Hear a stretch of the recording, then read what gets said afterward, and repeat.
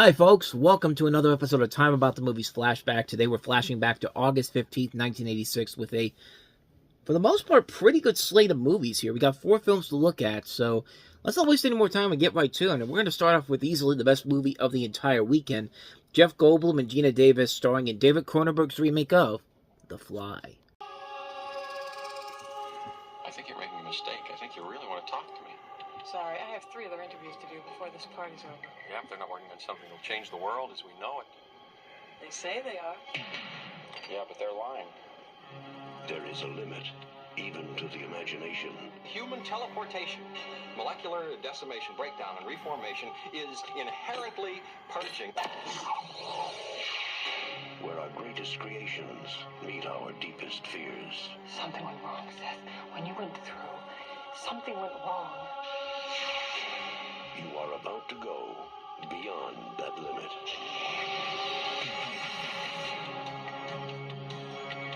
Those weird hairs that were growing out of your back, I had them analyzed.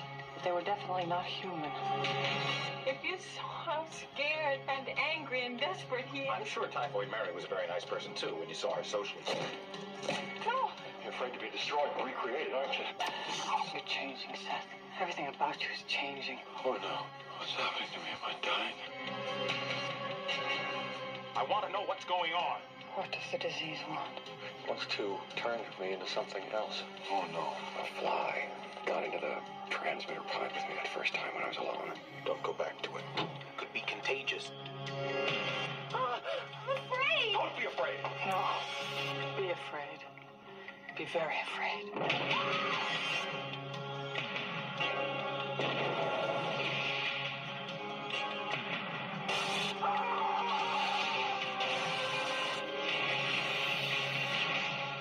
Help me. Please, help me.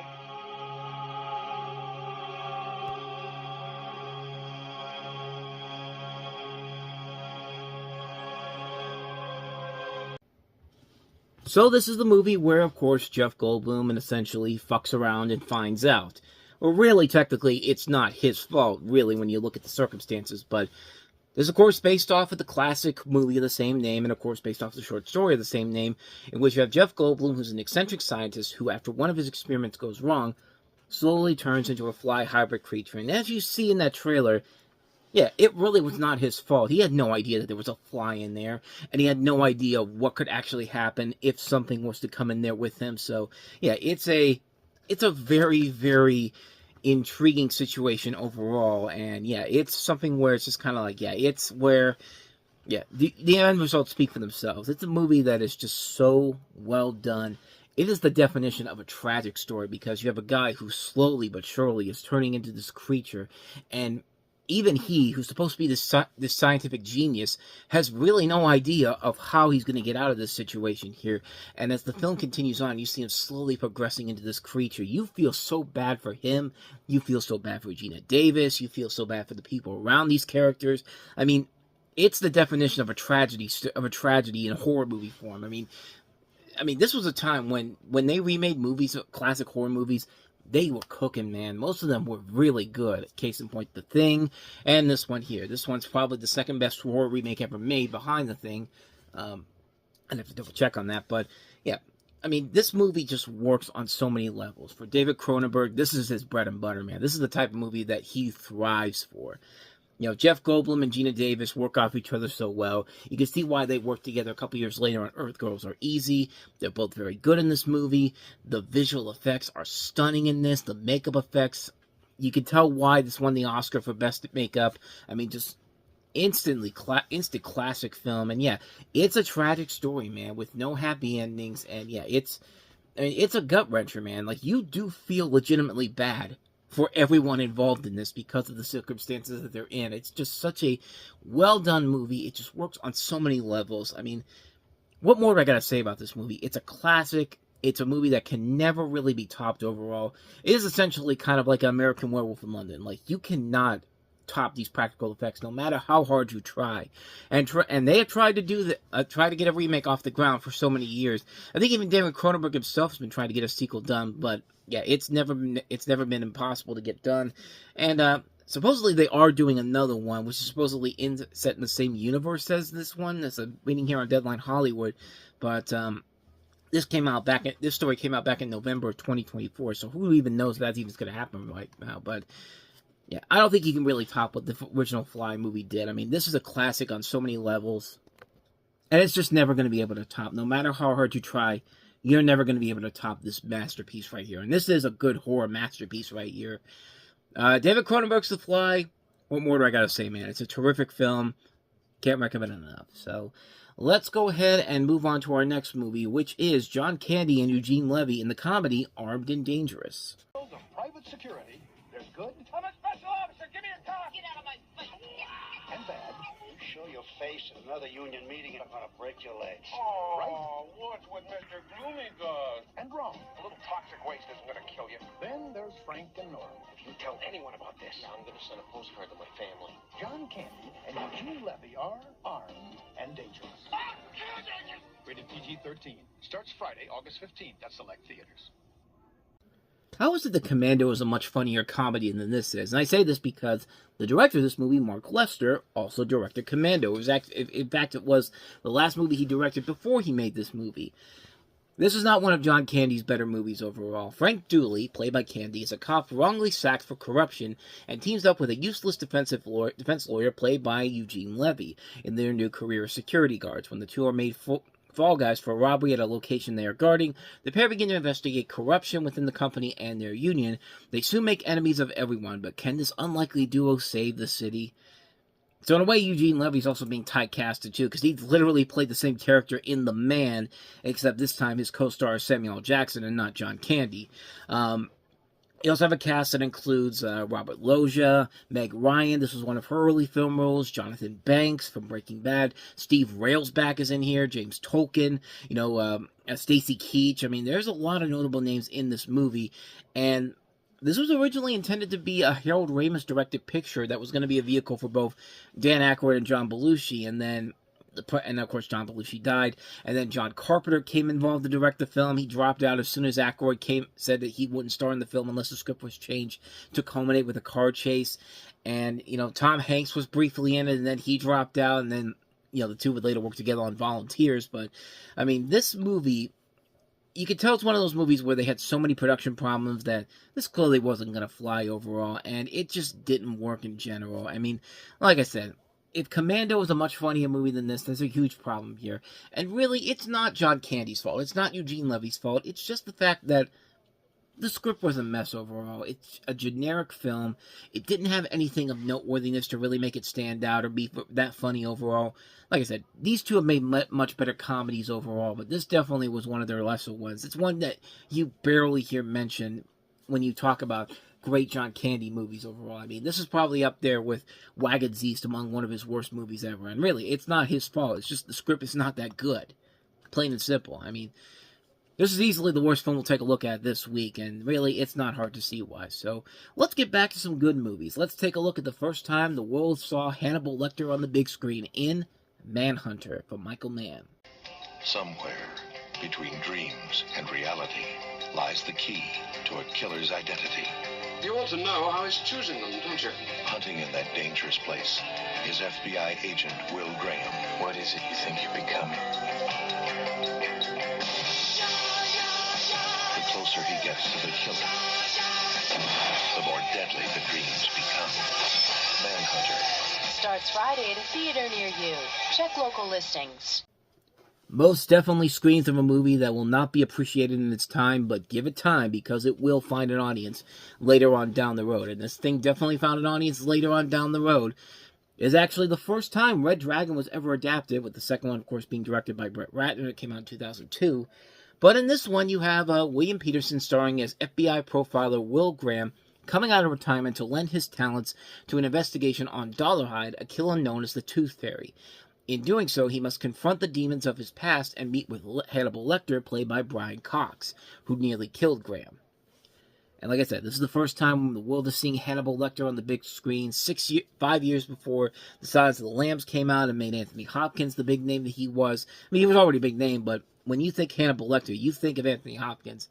And yeah, Anthony Hopkins is the best thing about The Silence of the Lambs. I don't think it's a movie that deserved to win Best Picture that year.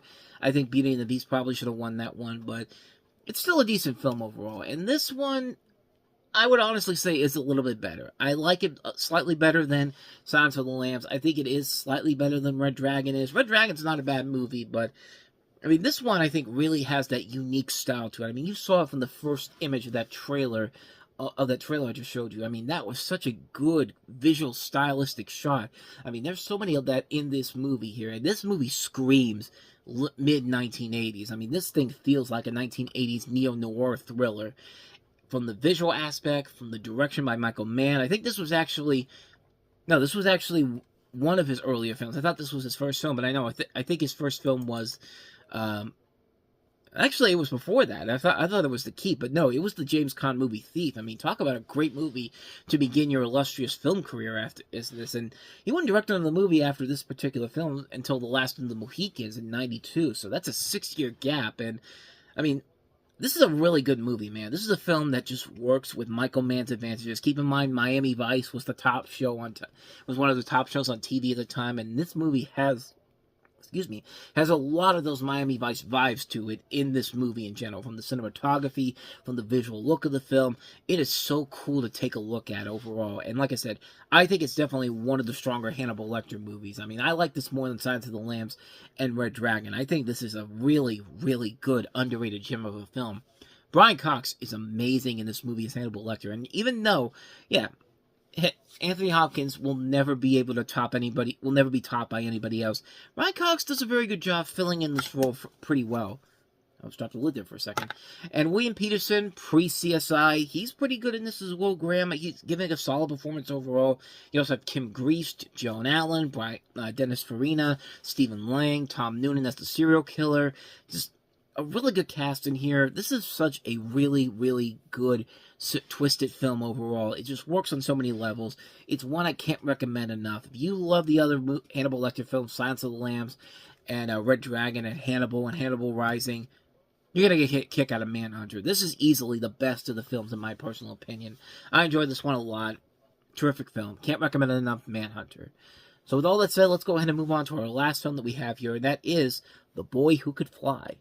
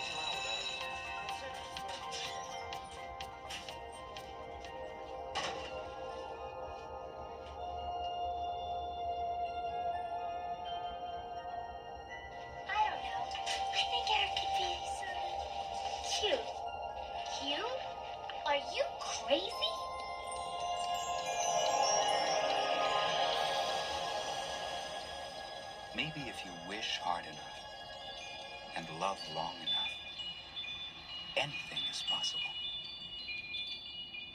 The Boy Who Could Fly.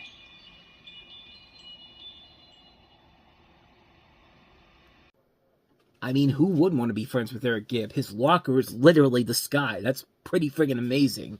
By the way, can I just say that, my God, I miss when teaser trailers didn't tell you a single thing about the movie in general. They only give you a little bit of a spoiler of what the movie is about.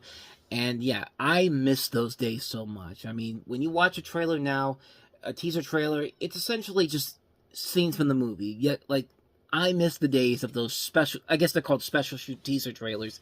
Because, man, that would have been a great way for me to get my ass into a theater to see this film. Even though I would have had no interest beforehand. Just like, I gotta know about this movie, man. I mean, I gotta see if this boy can actually fly. Which, Doesn't really happen here, but kind of, I'll explain in a little bit here, but this is The Boy Who Could Fly, and this is about after the suicide of her terminally ill father, Millie, played by Lucy Deakins, becomes friends with Eric, played by Jay Underwood, who's a boy with autism.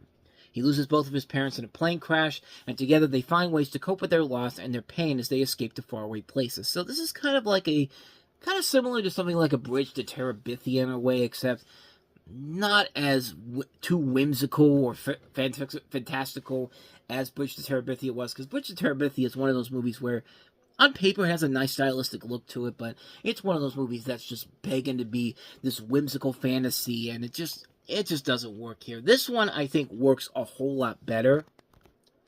Not perfect all the way through, but I think director Nick Casso, who would later go on to direct Dennis the Menace, does a very good job of handling the story very well here, where it doesn't feel like it's forcing the emotions on you, but it works very well because everybody is given their all with the performances. I think Deakins and Underwood are very good here.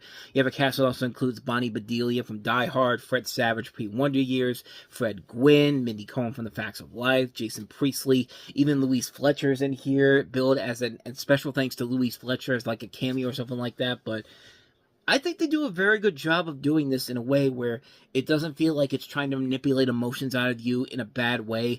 It's doing it very authentically, and it works very well. It has a nice feeling to it, and you never feel like this movie is pushing it on you with the heavy stuff overall. It feels earnest, and everything about it really does work overall. Yeah, it's a very good film. It's a very solid film that really was one of those big surprises I never saw coming when I first got to see it many years ago. I mean, this is a film that really did surprise me on how much I enjoyed the hell out of it. I thought it was a very, very underrated little gem, and one of the few Lorimar movies that actually was pretty good. They had a ton of films back then that weren't the best overall, but they weren't most of them weren't terrible, but there were some really lackluster films that they did. I mean, yeah, you'd have some films that you probably wouldn't even know that they were Lorimar films, like The Witches, the 1990 Witches film with Angelica Houston, or Action Jackson, which was a silly but fun movie overall. Even stuff like, the Made in Heaven, which was not a great movie overall, but not terrible. But, The Last Starfighter, these guys did that film in general. This is one of those ones where it actually works overall. I think it's a very solid film. It's a very underrated little gem of a movie. If you haven't seen The Boy Who Could Fly, I highly recommend checking it out because it's a good movie. It's a film that does not skimp on the bullshit. It doesn't give you cheap emotional ploys. It gives you an earnest it's heartfelt storyline that works because you get invested in these main characters and their situations overall, and it has that nice feeling to it all across the board. It's perfect, man. It's just a perfectly solid film overall. Like I said, not the greatest film overall, but it's fun. It's a fun film overall. One I highly recommend checking out, The Boy Who Could Fly. And with that said, we wrap up another episode of Time About the Movies Flashback, and next time we meet, we take a look at 5 more summer 1986 movies, including a film that literally has the word summer in the title, One Crazy Summer, starring John Cusack. We also have Ted Danson and Howie Mandel and Blake Edwards' A Fine Mess. And we have the Transformers on the big screen for the first time ever in the animated movie, The Transformers the Movie. Rob Reiner's Stand By Me, and one of Spike Lee's earliest, if not his earliest film, She's Gotta Have It. I think it actually is his first film as a director. So yeah, a lot of good films coming up on the next episode too. We're getting into a lot of the 1986's best films overall, for the most part here. We'll touch on all those coming up next week on the show. But until then, thanks for watching this. I hope you enjoyed it. If you did, hit that like button, subscribe button, notification button. Also, don't forget to check out our playlist over here, and then check out over here. I keep forgetting I'm looking at it's a mirror image from what I'm looking at. So it's going to be over here. The previous episode's going to be over here. Let's go with that. Or the other way around. Whatever you want to think of it as. But with all that said, I'm getting out of here. It's late. I'll see you guys next week. So thanks for watching this. I'll see you next time. Till then, take care. Good night.